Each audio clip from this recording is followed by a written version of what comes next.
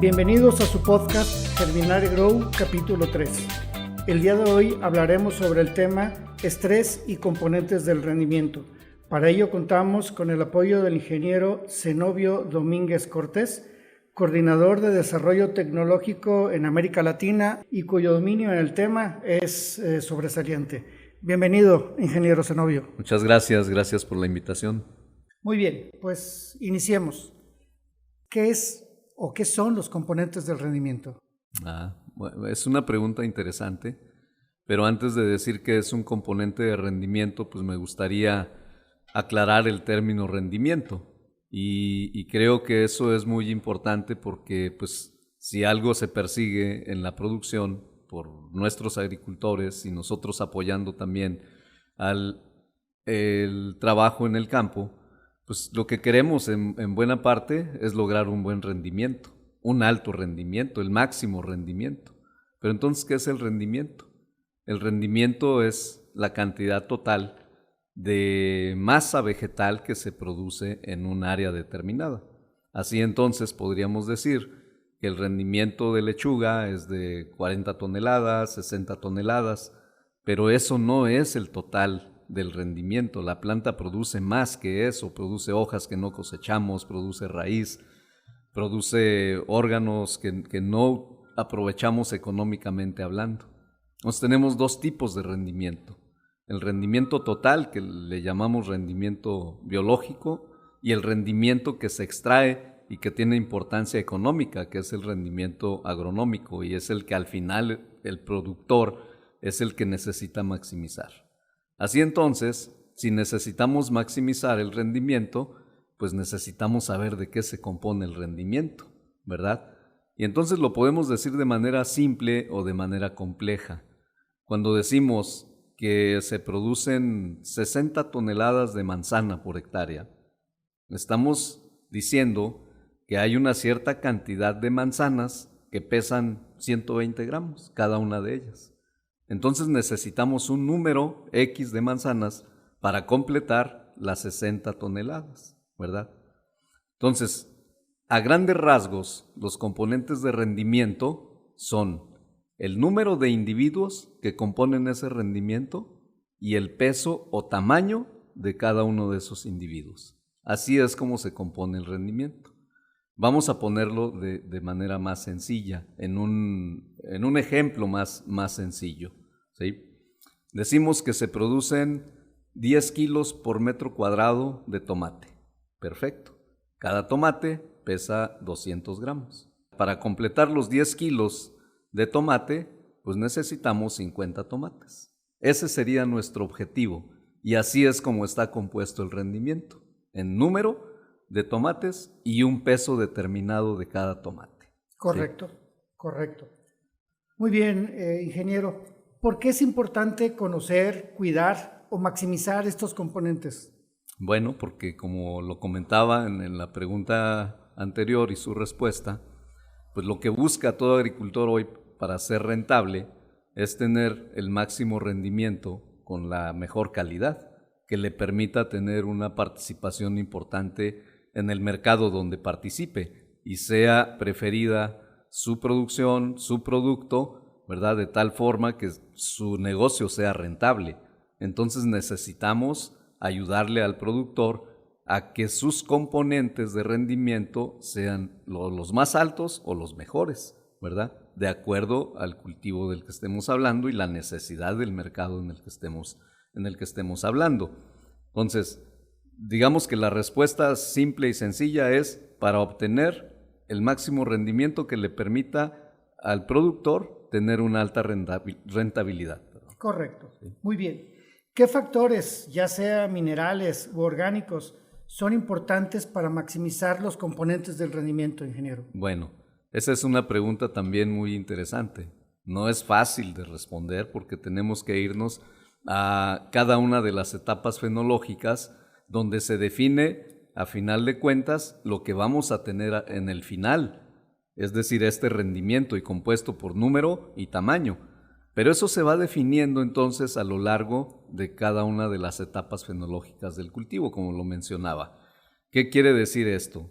vamos a dividir a un cultivo X en sus etapas fenológicas así de manera muy, muy general. Primero, después del trasplante o siembra viene un estado vegetativo. Después del estado vegetativo vendrá una etapa de floración y cuaje de fruto, y después vendrá una parte de maduración. En cada una de esas etapas se van definiendo potenciales componentes del rendimiento, ¿verdad? Necesitamos formar una cantidad de biomasa necesaria al inicio que pueda soportar el crecimiento o el desarrollo de frutos o de granos o del cultivo que estemos hablando. Entonces, necesitamos maximizar esa parte. En esa parte inicial, en la primera de las tres que mencioné, ¿qué es importante? Como les decía, el definir el potencial, y el potencial empieza con la capacidad que tenga la planta para formar biomasa. En ese sentido necesitamos garantizar 4 elementos básicamente: carbono, oxígeno, hidrógeno y nitrógeno, ¿verdad? Después de eso viene la floración y todos los procesos de reproducción inicialmente que están basados en la diferenciación, y para eso necesitamos maximizar elementos como fósforo, como calcio, y posteriormente ya en la maduración. No quiere decir que no haya elementos como fósforo y calcio en el inicio. Estoy hablando de qué es importante y qué es necesario tener mucho cuidado de que en ese momento no falten. Ahora vamos a la tercera etapa. ¿Qué necesitamos? Pues necesitamos el crecimiento del fruto ya como tal, y si hablamos de crecimiento, entonces volvemos a requerir los nutrientes de los que hablamos en la primera etapa: carbono, hidrógeno, oxígeno y nitrógeno, pero aparte necesitamos maximizar el transporte de carbohidratos hacia los frutos. ¿Qué necesitamos? ¿Qué otros elementos necesitamos para dar tamaño al fruto y peso? Bueno, pues necesitamos garantizar, como les decía, movimiento, carbohidratos a través de la presencia de fósforo, la presencia de magnesio, la presencia de potasio, la presencia de boro. Pero quiero dejar claro que todos los elementos son necesarios a lo largo de toda la vida de la planta. Correcto. ¿Cómo afecta el estrés vegetal a los componentes del rendimiento, ingeniero? Bueno, como compuestos que almacenan energía en los frutos o en los granos, ¿verdad? Y cuando hablamos de estrés, de lo que estamos hablando en la planta es de un consumo adicional de energía por encima de todos estos procesos que acabo de comentar. Así que entonces, si la planta está en una situación de estrés incontrolable o que no apoyamos claramente a la planta para que se adapte a una condición inadecuada, entonces esta va a estar gastando energía en defenderse de esa causa de estrés que tiene. Adaptarse, efectivamente, y entonces esa energía que debiera ir a formar o más frutos o más tamaño de frutos, pues va a disminuir y no vamos a tener a final de cuentas el rendimiento que requerimos por una causa de estrés. Es correcto. ¿Sí? Muy bien. Ingeniero, ¿podría usted compartirnos algún caso de éxito en el manejo de estrés y componentes del rendimiento para, pues, como un consejo o como una experiencia para todos aquellos asesores y agricultores que nos escuchan? Bueno, pues experiencias sí hemos visto bastantes. De hecho, quien diga que nunca ha tratado con una planta que esté bajo condiciones de estrés, pues nunca ha tratado con ninguna planta. Es muy probable, ¿no? Porque las plantas siempre están en una condición de estrés. Y si hablamos de las cuestiones que son muy básicas, por ejemplo, la luminosidad, y pudiéramos decir que toda la luminosidad que la planta recibe es útil, pues no es así. Y en México y en muchos lugares del mundo, pues tenemos áreas donde la luminosidad, que como decía, pudiéramos pensar que es útil, si la planta recibe toda esa luminosidad, simple y sencillamente disminuye su rendimiento, porque empieza a generarse problemas de oxidación, de inhibición, de la fotosíntesis, en fin, muchos procesos dejan de ser lo suficiente o dejan de ser eficientes. Bueno, en ese sentido entonces, pues puedo comentarles casos de estrés por bajas temperaturas, por altas temperaturas, por alta radiación, y bueno, y hasta probablemente pudiéramos decir que las condiciones más benignas no generan estrés. Pero vamos a hablar de un cultivo que es aguacate, en una condición de humedad relativa constante por encima del 60-70%, temperaturas por debajo de 25 grados, entre 20 y 25 grados, que diríamos que es lo ideal. Sin embargo, cuando cosechamos una fruta que crece bajo esas condiciones, nos damos cuenta de que no tiene una buena vida post cosecha, ¿sí? Y que no puede participar en mercados tan lejanos como Europa, como Asia, porque no tiene la capacidad de tolerar todo ese tiempo en transporte. Entonces, ¿de qué estamos hablando ahí? Que aparentemente no hay una causa de estrés, sin embargo, hay una condición climática tal que no le permite a la fruta formarse adecuadamente y tener una firmeza suficiente y acumulación de materia seca para que pueda tolerar el viaje. Pero adicionalmente, lo que sucede con una alta humedad relativa es que la piel del aguacate tiene unos poros que se llaman lenticelas, o que pudiéramos traducirlos como estomas en las hojas, que difícilmente se cierran, ¿verdad? Por esa condición de alta humedad relativa. Y eso no le permite que la fruta absorba el calcio de manera suficiente. Entonces, veámoslo de la siguiente manera. Son frutas que tienen esa consecuencia, pero al mismo tiempo, cuando no tenemos luminosidad en esas zonas y baja la humedad relativa y hay viento que sucede en algún momento, lo que tenemos es daño en fruta por manchas que son generadas por la alta radiación, por la baja humedad relativa, es decir, otro tipo de estrés que el anterior tipo de estrés no le permitió prepararse para defenderse de esa situación. Correcto. Y estamos hablando del mismo elemento, ¿sí? Que pudiera ayudar a sobrellevar a la fruta y tolerar. ¿De qué elemento estamos hablando? Estamos hablando de calcio, básicamente.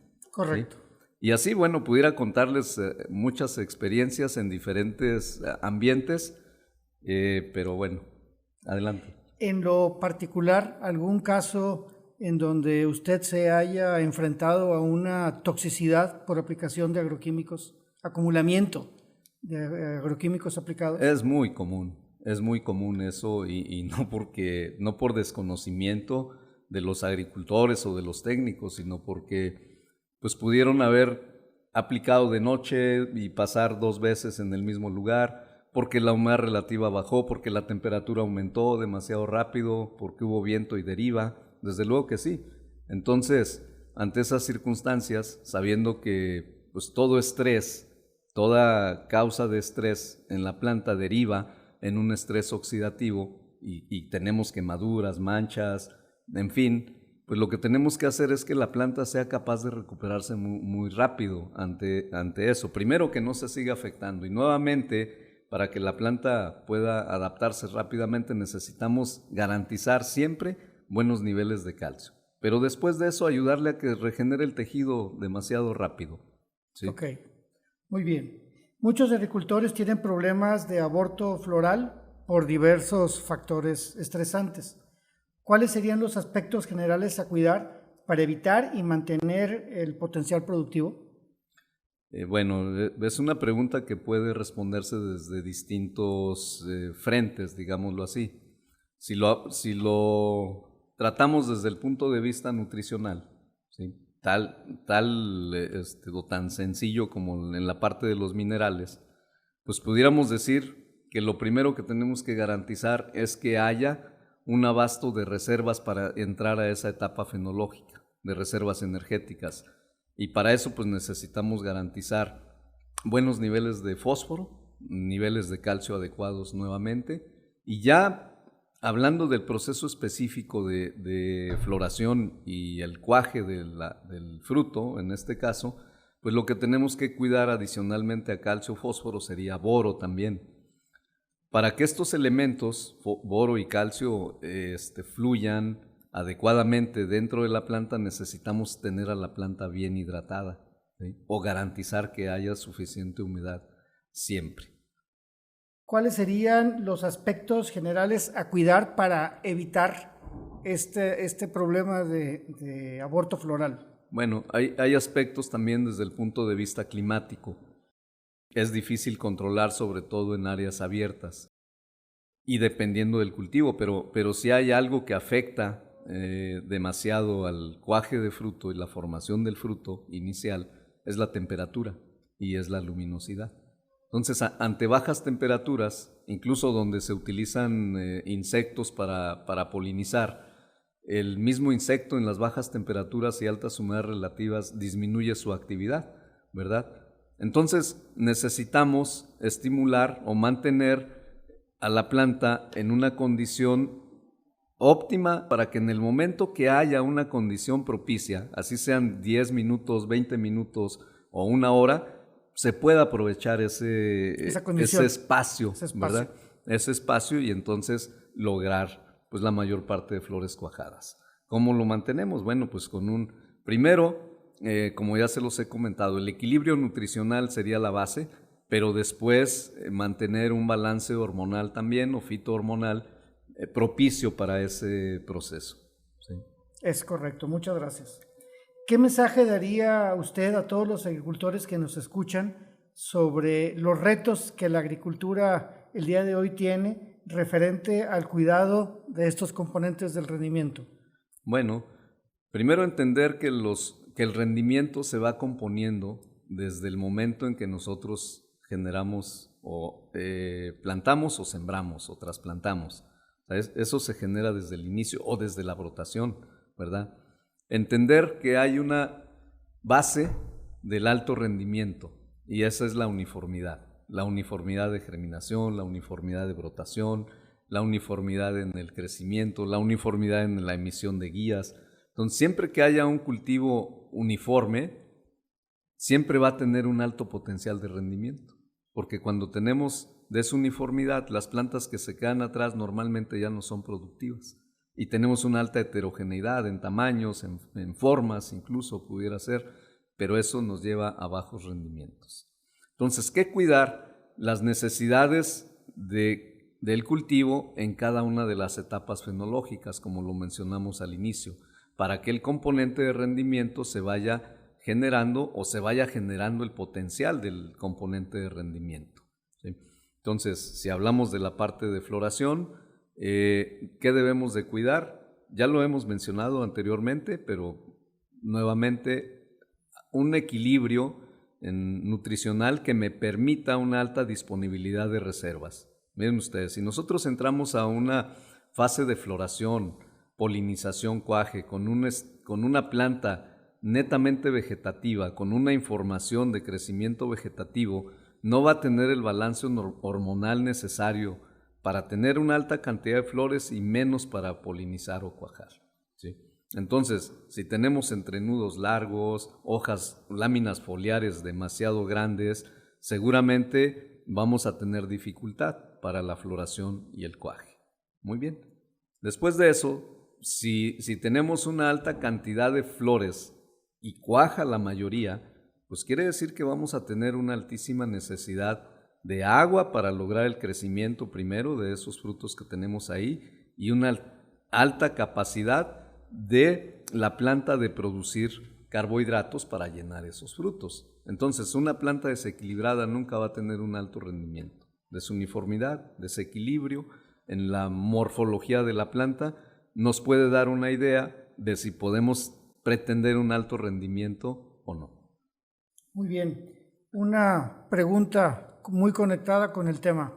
¿Qué opina usted de la siembra en alta densidad? Bueno, la siembra en alta densidad, pues tendríamos que definir primero qué es alta densidad, ¿verdad? Porque pudiéramos decir que un maíz de 60,000 plantas por hectárea es alta densidad. Y tal vez lo fue hace tiempo, cuando se pasaron de 30,000, 40,000 a 60,000 plantas por hectárea. Pero hoy estamos hablando de plantaciones de 110,000 plantas por hectárea. Muy bien. ¿Qué opino? Que es una herramienta, ¿verdad? Una forma de cultivo que nos permite resolver algunas problemáticas y que es una forma que debiéramos aprovechar mayormente y conocer cómo manejar la alta densidad. Es decir, sembrar 110,000 plantas por hectárea de maíz no tienen el mismo manejo que sembrar 30,000 plantas por hectárea de maíz, ¿verdad? Y nuestra expectativa de rendimiento, pues obviamente es mucho más alta en las 110,000. ¿Pero qué se necesita? Obviamente necesitamos un material genéticamente apto para esa alta densidad. Si yo coloco las semillas que colocaba hace 20, 30 años, no me van a ayudar a tener un alto rendimiento en la alta densidad. Hay que cuidar muchas cosas, entre ellas